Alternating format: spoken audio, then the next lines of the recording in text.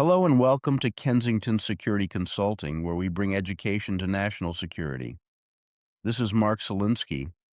In this podcast, we will look at the founder of Hamas, Sheik Yassin, and examine the current controversy over capital punishment in Israel. Both are explored in my upcoming book, Cauldron of Terror: Hamas, Israel, and the World. So who is Ahmed Yassin, and why was he important? He created and led Hamas, and that is why he is important.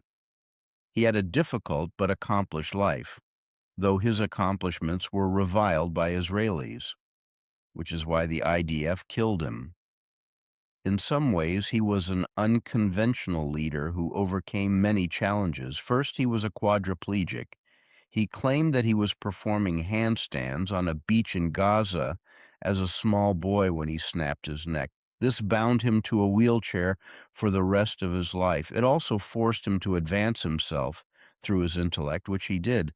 Always studious, he studied English at Cairo University and later became a popular teacher in Gaza. He found a home in the Islamic Brotherhood, which we have discussed at length on podcasts and in Cauldron of Terror.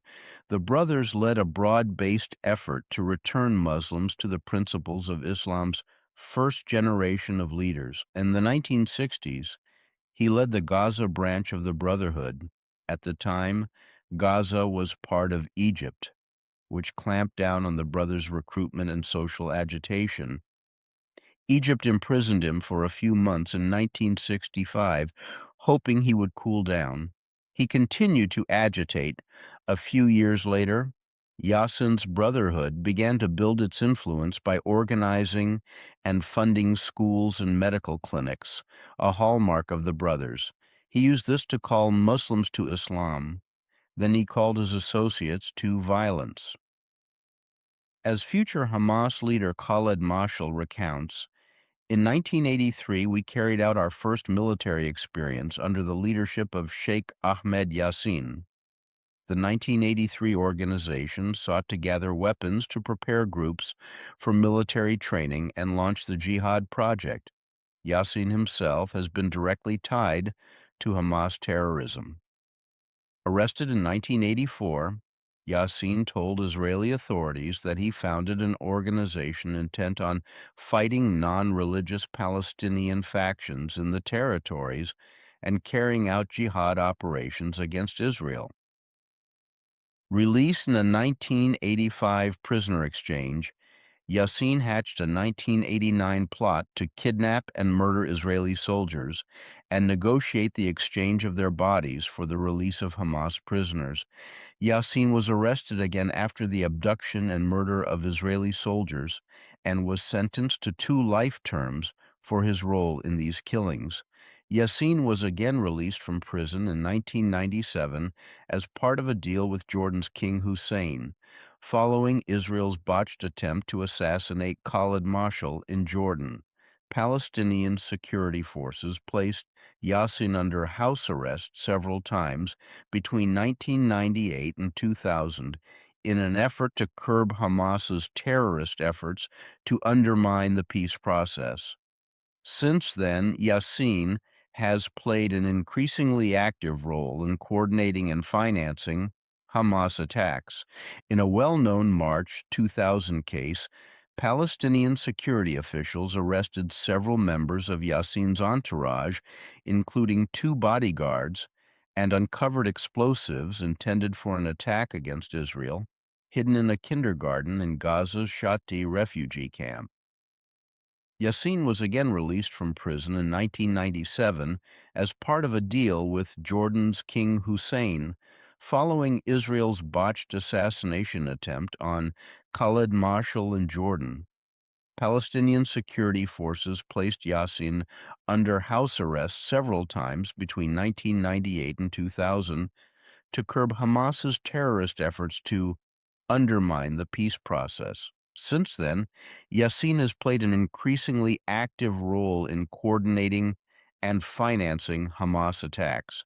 Yassin is also directly linked to the one documented case of operational crossover between Hamas and Al-Qaeda, a Hamas activist receiving religious instruction in Pakistan, was recruited in February 1998 for military training in Al-Qaeda's camps in Afghanistan. So what was he like? He is a martyr and an inspirational figure for many Palestinians and other Muslims. An Israeli security officer interrogated him for over 12 years. They met at his home in the Sabra neighborhood of Gaza City after his arrest in May 1989 and his trial before a military court. The Israeli was struck by his saintly status, and his followers obeyed his instructions immediately and unquestioningly. For both his admirers and his enemies, Yassin cut a respectable figure. This is the bottom line. Yassin brought Hamas from obscurity to prominence after splitting from Arafat in 1994, when the Nobel Prize-winning PLO leader accepted a two-state solution. Yassin demanded that all Israeli land be surrendered to Palestinians and ordered a wave of suicide bombings. In response, Israel decided to eliminate him. In March 2004, a drone spotted him being wheeled to prayer and targeted him with an invisible laser.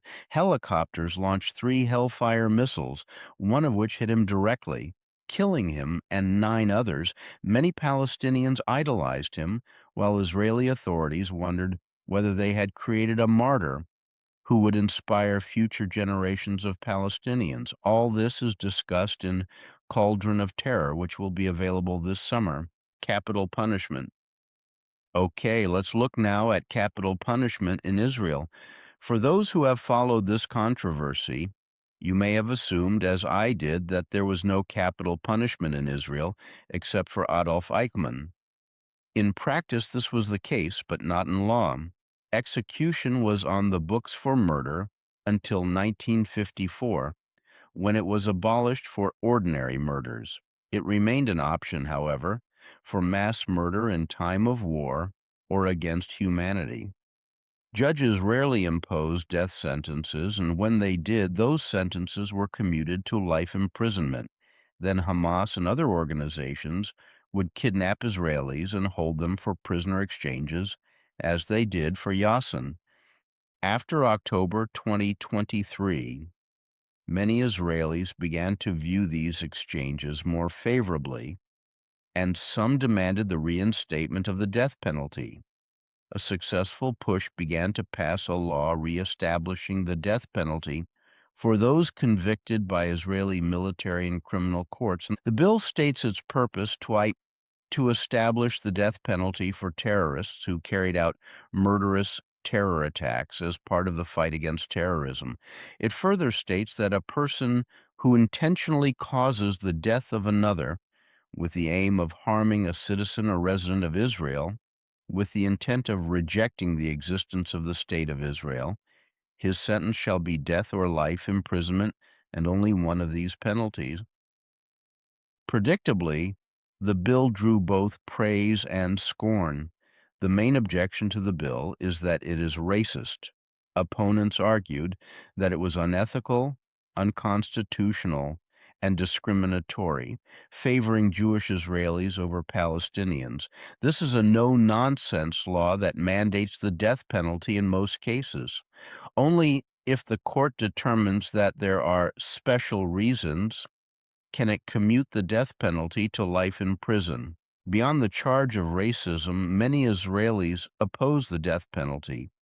They believe Israel is too moral for it, as many Europeans and Americans do. Israelis also remember that the first execution took the life of an innocent man. In 1948, Meir Tobiansky, an army officer, was falsely accused of espionage and executed for treason. He was posthumously exonerated. The second execution occurred in 1962. When Israel executed Adolf Eichmann, few mourned his death. Israel's security minister, Itamar Ben-Gvir, the main driver behind the bill, had some fun with it. He declared that he dreamed of hanging terrorists and that he was dying to see the bill passed. Get it? Well, an Arab Knesset member, Ahmad Tibi, shouted that Ben-Gvir needs a psychiatrist immediately, adding, "Usually people wish for a better future and love with a birthday cake, but these people sanctify hatred and death." Israelis formed a group against the death penalty called Lahayim, Israelis Against the Death Penalty. Lahayim means to life. Proponents respond that they are through with the peacenik kibbutznik efforts.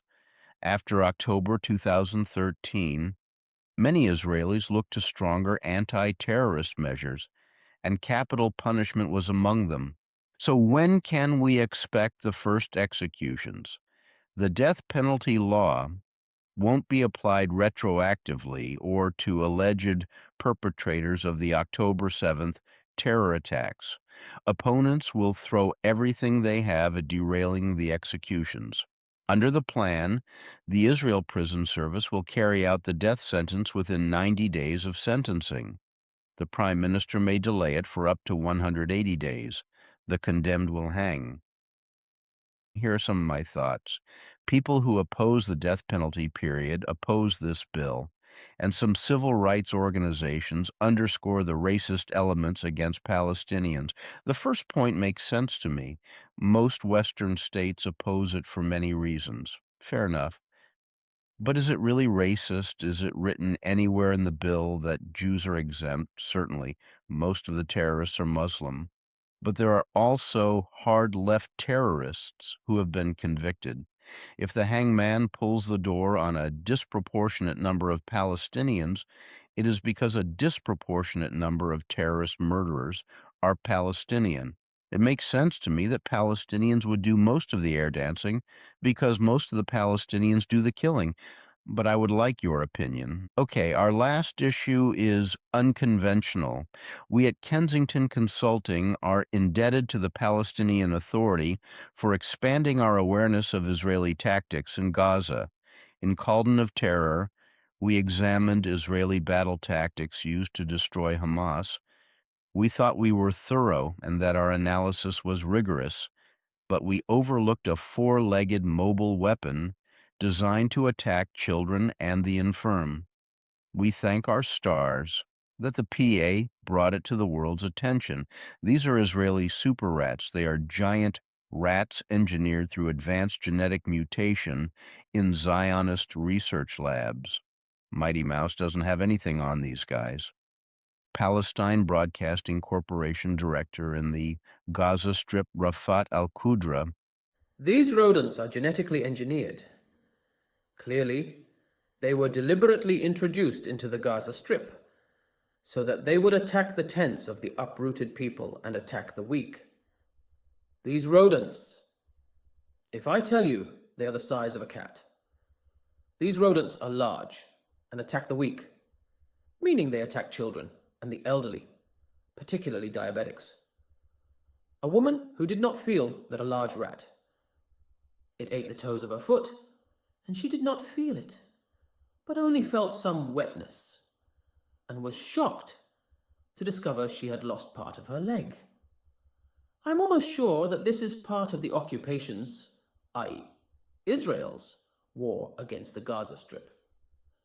This comes from Fatah Run Radio Martini, Facebook page, April 28th, 2026.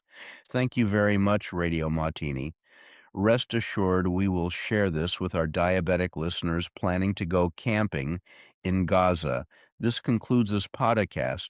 Nothing in this or any video cast or podcast represents the official position of the United States government. We value your comments, especially those about the rats. Until our next episode, goodbye from Kensington Security Consulting.